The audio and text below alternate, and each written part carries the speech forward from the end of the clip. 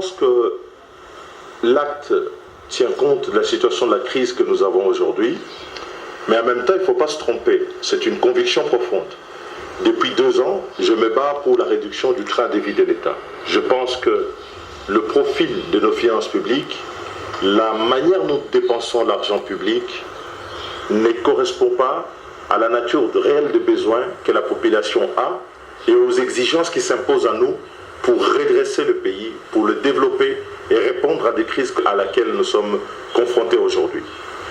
Donc cet acte est en parfaite harmonie avec mes convictions profondes qui sont que si nous n'inversons pas la courbe, nous continuons à chaque exercice de dépenser 70% pour le fonctionnement de l'État, nous n'investirons jamais dans les domaines qui tiennent compte de la santé de nos concitoyens, de l'éducation, protéger le pays.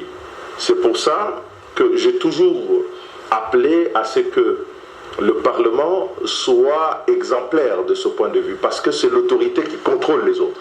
En posant cet acte, ça lui donne suffisamment d'autorité que pour pouvoir être exigeant avec les autres. Et donc en posant cet acte qui est un acte individuel, dont je suis conscient qu'il est un acte limité pour pouvoir résorber l'étendue de la crise, je vais donner un ton, donner un exemple et dire que les petits ruisseaux forment les grandes rivières et que nous pouvons, par la mobilisation de tous et de chacun, parvenir à cela. L'État seul n'y arrivera pas et il ne faut pas compter sur la communauté internationale qui aujourd'hui est épuisée dans la gestion de la même crise dans leur propre pays. Et donc aujourd'hui, plus que jamais, il nous faut démontrer que ce pays est le nôtre, il nous faut démontrer que nous sommes en harmonie avec ce peuple et que nous sommes prêts à tout pour gagner cette guerre. Et pour gagner la guerre, on ne ménage aucun moyen, on ne ménage aucune ressource.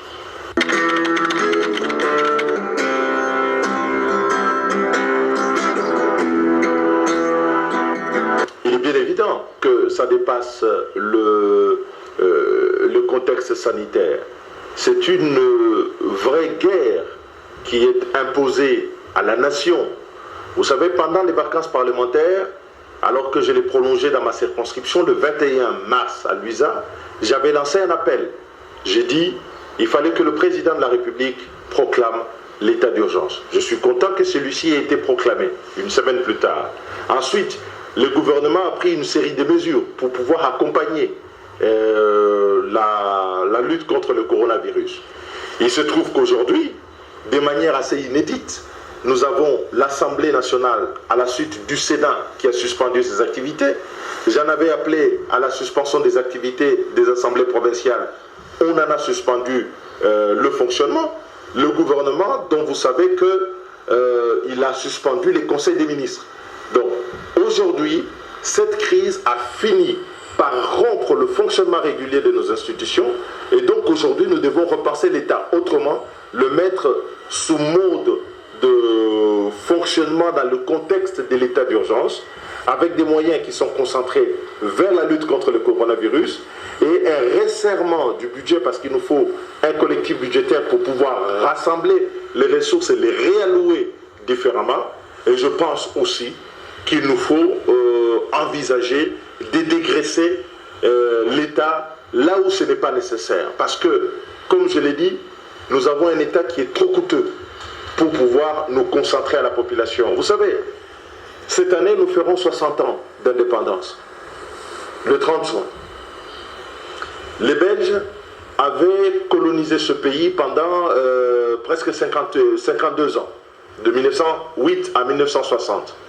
L'ensemble des infrastructures qui ont été construites par la Belgique et qui ont été laissées dans ce pays ne l'ont été que parce que l'État était un État modeste, que parce que l'État ne concentrait pas l'ensemble de ses ressources à assurer le fonctionnement, à assurer les rémunérations de ceux qui gouvernent. Nous devons revenir à des choses essentielles, nous rappeler que ce qui a réussi à certains moments ne peut l'être aujourd'hui qu'au prix du même effort. Nous avons été trop loin et je crois que la crise aujourd'hui va nous rappeler à l'essentiel, et il revient aux dirigeants qui ont la responsabilité de la conduite de notre pays que de prendre les mesures qu'il faut, là où il faut, au milieu du gué pour pouvoir continuer.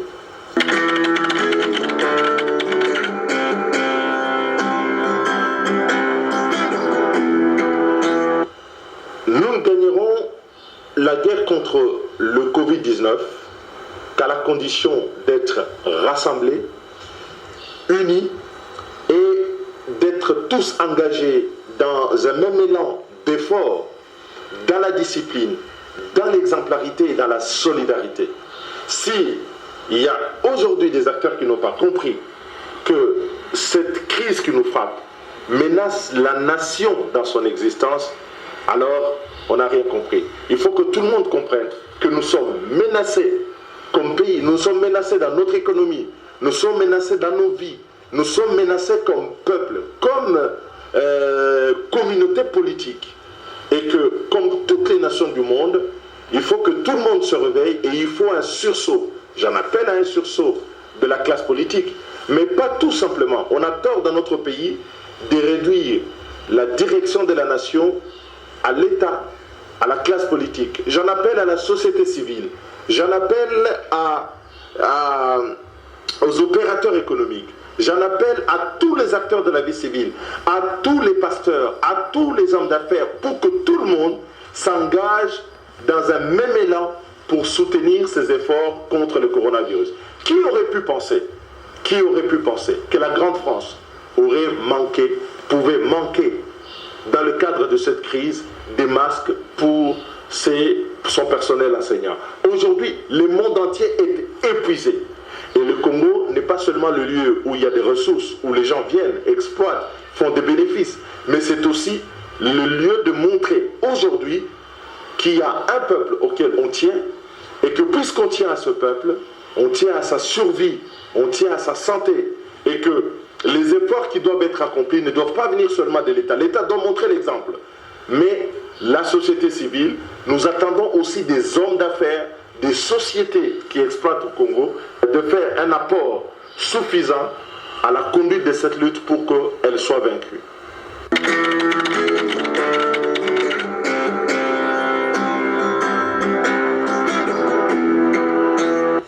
Aujourd'hui, c'est la mobilisation des moyens.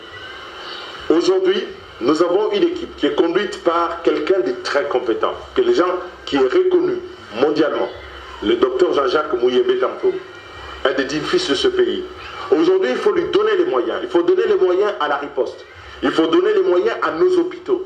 Il vous souviendra qu'il y a une dizaine d'années, en 2009, lorsque l'on a fait l'hôpital du Cinquantenaire, j'étais de ceux qui avaient dit qu'il fallait soutenir nos différents hôpitaux pour qu'ils soient mis à un niveau, un standard moyen.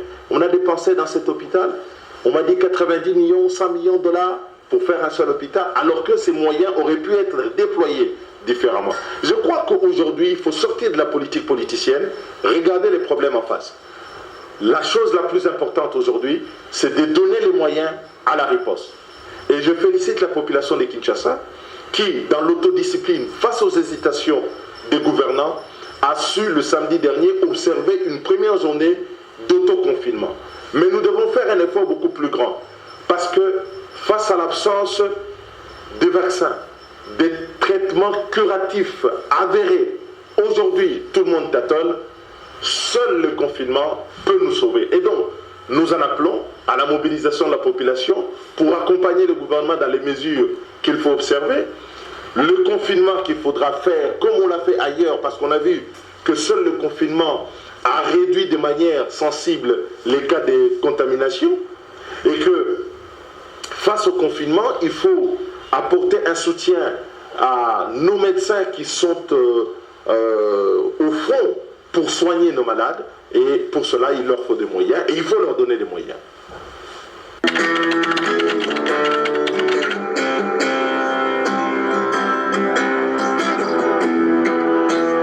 Je pense que moi j'ai toujours pensé que la RDC est un défi. Nous disons à tort que nous avons été unis par le sort, nous avons été unis par une histoire, et il faut assumer cette histoire. Cette histoire veut que le Congo auquel nous tenons, pour lequel certains d'entre nous ont pris parfois des armes, que ce Congo est un pays éternel, et il faut le faire vivre. Ce Congo vivra, et il survivra à cette crise. Nous avons connu d'autres crises. nous les avons gérées. Mais celle-là, elle est à la fois insidieuse et d'une violence inouïe. Il faudrait qu'après cette crise, que l'élite, que la classe politique, que la classe dirigeante, la société civile, nous puissions nous mettre autour d'une table pour comprendre que ce pays, il y a des lignes rouges à ne pas dépasser, qu'il y a des choses qu'on ne peut pas faire. Aujourd'hui, je viens de suivre encore, on me dit, à l'hôpital Ngaliema, il n'y a qu'un seul lit équipé avec assistance respiratoire. Pouvez-vous l'imaginer? Il y a des provinces, j'ai demandé à mon gouverneur de province, lorsque j'étais en vacances, en train de partir, combien il y avait des lits avec assistance respiratoire. Il m'a dit qu'il n'y en avait pas dans tous les Kasaï central. Imaginez la détresse qu'en 60 ans, nous avons tous causé à ce pays. Il faut s'en relever, il faut changer notre mode de fonctionnement. La politique politicienne cède la place à une gestion plutôt rationnelle de la chose publique et que nous ayons une projection et une empathie envers nos concitoyens. Tout le monde a dit, nous n'avons qu'un seul pays. Mais aujourd'hui, c'est pour la première fois que personne d'entre nous ne peut emprunter un avion pour aller à l'étranger pour échapper à la maladie. La maladie nous a fixés ici. La maladie nous a fait voir que demain, qui que ce soit, quel que soit le rang, s'il tombait malade, c'est dans ces hôpitaux qu'il faut aller et ce n'est pas dans les hôpitaux à Paris ou à Bruxelles ou à Londres qu'il faut pouvoir aller. Et donc, puisque nous n'avons que ce pays et que nous nous en sommes rendus compte, je pense qu'il revient à tous de suivre cette voie que nous avons dite, que nous avons tracée en disant il faut réduire les trains de vie de l'État et concentrer l'ensemble des ressources à l'amélioration des conditions de vie, c'est-à-dire le cadre sanitaire, les routes dans notre pays, ainsi de suite. Et pour cela, il ne faudrait pas qu'on dépense 70% de nos ressources à faire fonctionner l'État. Il faut 70% des ressources à investir pour l'avenir de ce pays.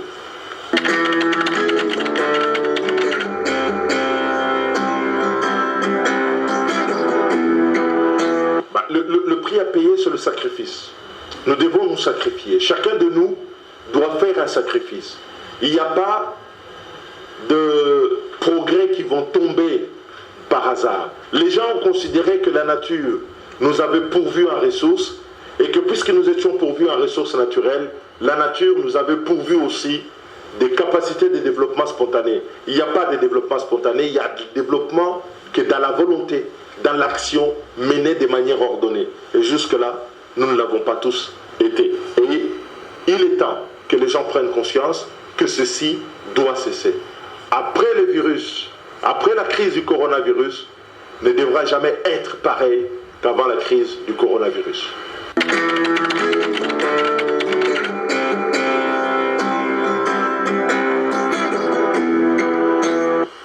À la population congolaise, nous disons, il faut garder espoir. Il faut garder espoir parce qu'au-dessus de tout, il y a des hommes et des femmes dans ce pays qui se donnent, qui sont là pour pouvoir vous apporter le soutien nécessaire. Il faut que nous les soutenions. Il faut que nous soutenions, appuyons les mesures édictées par le gouvernement dans le cadre de la prévention de la propagation. Il faut que nous nous montrions solidaires. Nous devions éviter la stigmatisation. Mais la chose la plus importante, c'est la discipline, l'autodiscipline. Il faut que chacun de nous soit discipliné par rapport aux protocoles mis en place, par rapport à la détection des maladies, par rapport des cas de malades, par rapport aux gestes qu'il faut observer, dit les gestes barrières. Il faut que chacun de nous qui se sente l'âme de pouvoir se montrer solidaire avec cette lutte. Cette lutte, ce n'est pas pour sauver un individu. Cette lutte, ce n'est pas pour gagner une bataille politique. Cette lutte, c'est pour sauver la nation, c'est pour faire que ce Congo que nous aimons tant survive et que ce Congo soit demain plus beau qu'il n'est aujourd'hui. Et nous sommes assez nombreux, nous sommes assez forts moralement que pour pouvoir tenir.